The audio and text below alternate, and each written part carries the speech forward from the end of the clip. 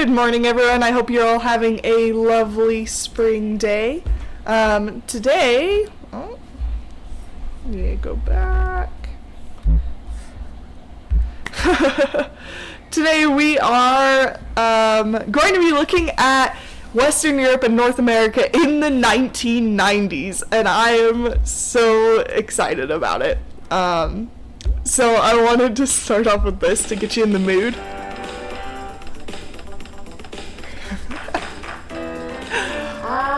School days. Oops, all those books. And those mullets. Studying hard, getting ready for tests, and playing too. Hurrying to class. All kinds of different art projects. And drawing on the chalkboard. Oh look, that's my name. I'm Joni Bartels. You know, it wasn't too long ago when I was in school. Oh, I don't mean as a student. No, I'm talking about an extra special day at Ralph Rogers Elementary, when I was called to be the substitute teacher. Anyway, yeah, not gonna lie, that might actually be one of the reasons why I wanted to be a teacher, is because I watched that as a kid. But yeah, we got some 90s music going on, right? Some bright colors. And we only have one essential question today. So our essential question for the day is, what were the political, social, and cultural trends in Western Europe and North America since the end of the Cold War? So we're going to start with Western Europe. So to start off, we have the formation of the European Union. So although lots of problems are still remaining in Europe, the economies of Western European nations will improve during the 1980s. In 1994, the European Community became the European Union, which established the euro as a common currency. The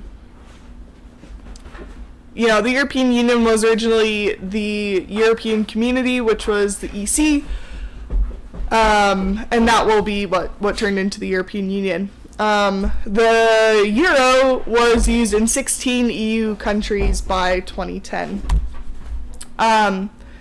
During this time, so we have the reunification of Germany. If you remember right, Germany was split up into two. We had an East Germany and a West Germany after World War II. Well, now they're going to reunite into just Germany, just the one Germany. So Kohl led the West German government. Mass protests erupted against the communist government in East Germany. 1989, the Berlin Wall was torn down, and Germany was reunited the following year, which was 1990.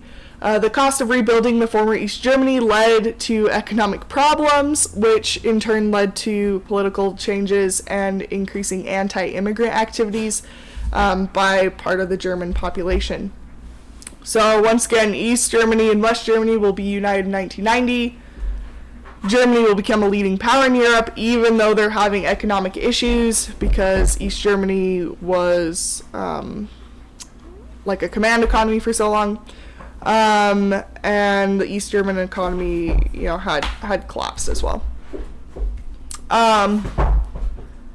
Moving to Great Britain, so Margaret Thatcher was the Prime Minister of Great Britain around the same time as Ronald Reagan. After her, we'll see a more conservative government under John Major, which will then be followed by Labour governments, which are more on the more left side of politics, so closer to the Democrat Party, of Tony Blair and Gordon Brown. And in 2010, we actually saw conservatives return to power in their government. In the 1990s, France will move more to the right side of the political spectrum as well. So in 1993, conservative parties came to dominate in France. Tensions grew between the native French population and foreign-born residents. So really just in Europe, both in Germany and France, we're seeing lots of issues with people in these countries not wanting immigrants to come in, lots of immigrants. Moving on to the United States and Canada. So we're going to look at some of the government stuff. So in the 80s, Republican President Ronald Reagan, so he was in charge, right? And he left office in 1989, so not quite the 90s, but he's setting everything up for the 90s. So he sent U.S. policy in new directions, but there was actually lots of budget deficits, meaning the national government did go into some debt during that time. A little bit from the textbook-ish, right?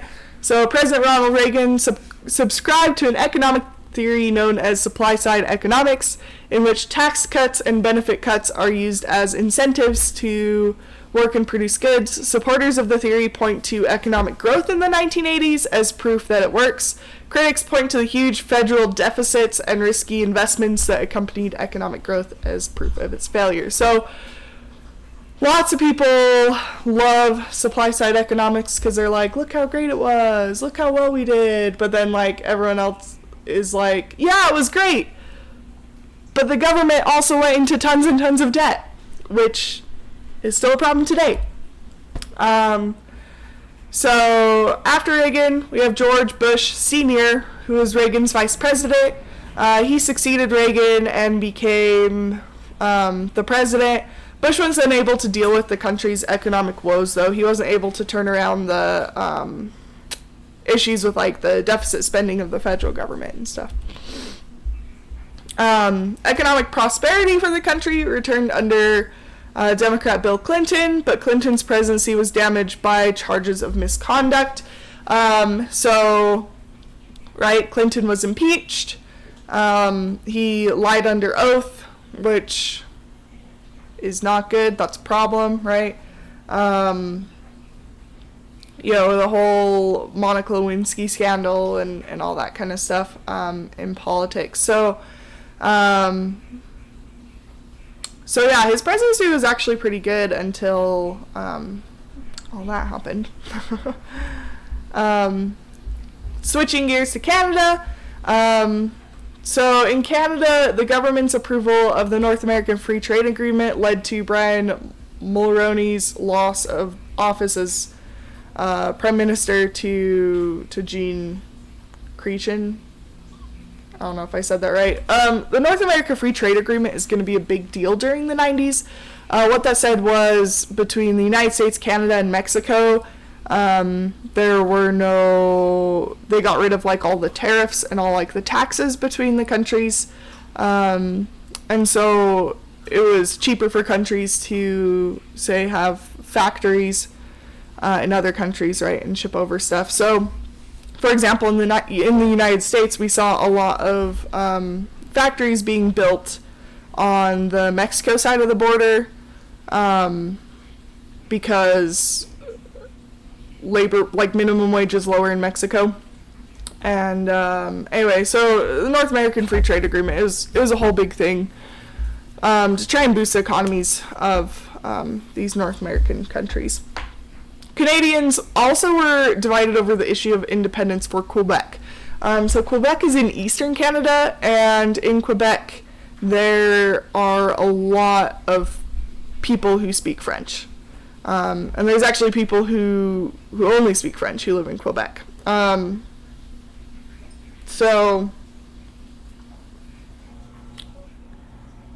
Sorry, I lost my train of thought. Anyway, so what happened was they wanted to become their own country because they spoke French and were, different and stuff. And so there's lots of independence movements, but of course Canada didn't want them to leave. And so they actually made French also one of their national languages for, like, road signs and government stuff and all that. So changes in society and culture. So there's women's movement in the 1990s.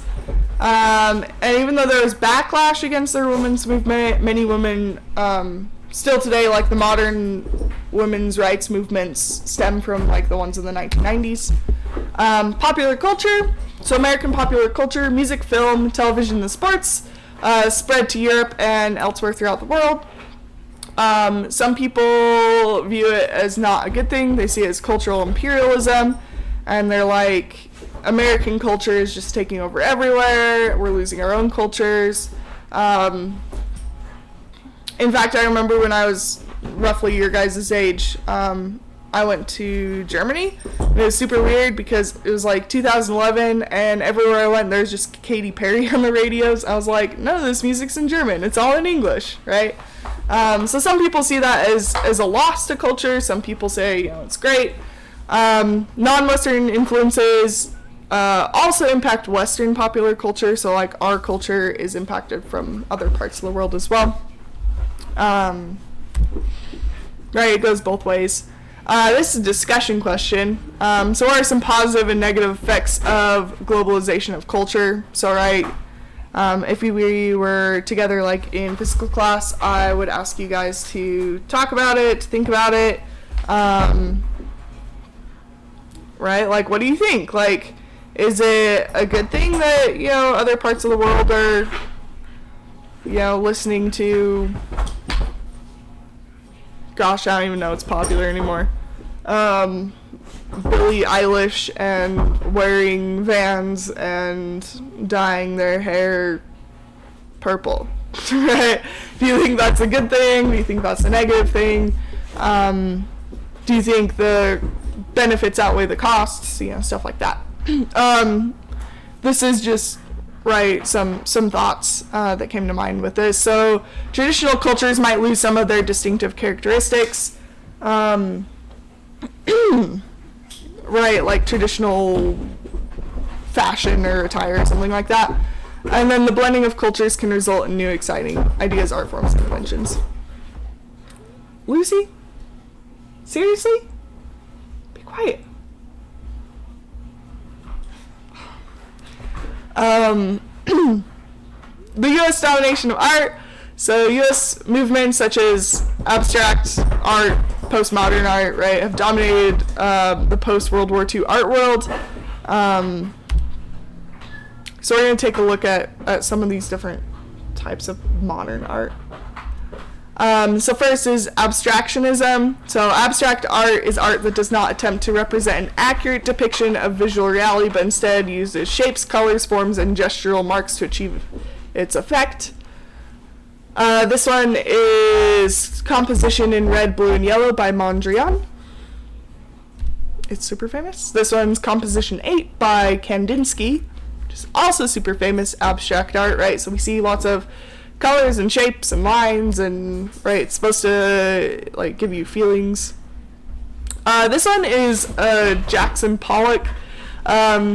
This is number 12 by Jackson Pollock, and his stuff I think is really interesting because it's more about the action of creating the painting than the painting itself.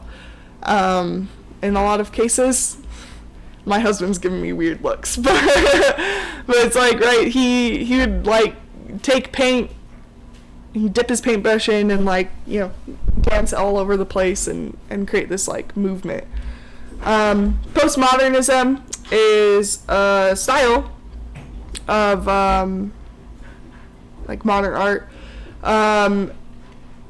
So late 20th century style and concept in the arts, architecture, and criticism that represents a departure from modernism and has at its heart a general distrust of grand theories and ideologies, as well as a problematical relationship with any notion of art. Basically, this is where you start to have people who are like, what is art? Whenever I think postmodern art, first thing I think of is there's a piece of art titled The Fountain by, I think it's Duchamps? He's French. But it's literally just a urinal with graffiti on it. It's like, is that art? Right? And it's like, begs the question, it's like, what is art? Right? This one is Andy Warhol's Campbell's Soup. Yep. Cubism is also an early 20th century style, and a movement in art, especially in painting, in which perspective with a single viewpoint was abandoned, and use was made of simple geometric shapes, interlocking planes, and later collage. So really, Cubism is where it's like, say I'm looking at a table, right? But instead of just my one viewpoint of the table, I'm going to paint it as if I could look straight at the table, underneath the table, on the other side of the table, and looking at the table from a diagonal. And I'm going to put that all together so that you can essentially see all sides of the table in one painting, right? Person who's really famous for doing this with Cubism is Pablo Picasso. This one's is Guernica. But like the reason why you can see it's like their faces are turned sideways is so you can see the side of the face, but then both eyes are on the front, right? So you can see both of the eyes, and right, everything's just super funky and weird, and that's Cubism, right? It's not just one viewpoint, you're seeing a lot of different viewpoints. Alright, so your assignment for today is a little bit different. So I wanted to do something kind of fun, because there's lots of stuff with culture in the 90s that's really fun, and it ties into one of those essential questions. Here we are.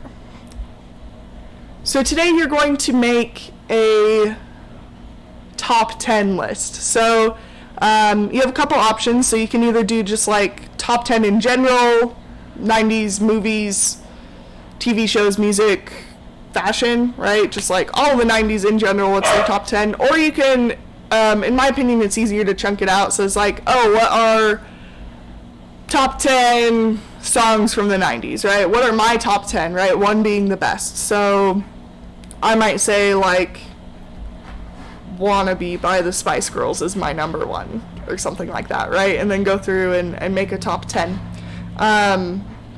So you're just gonna rank your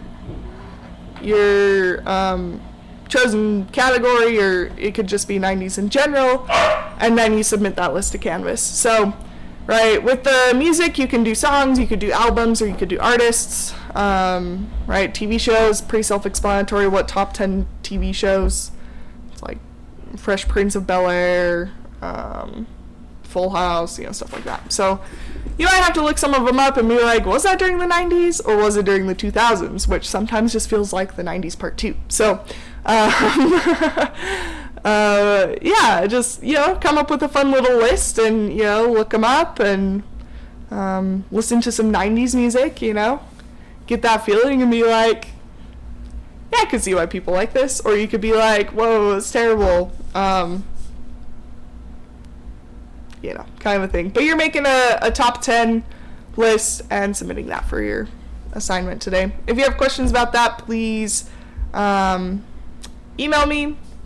More than happy to clarify if I need to clarify a little bit more with that.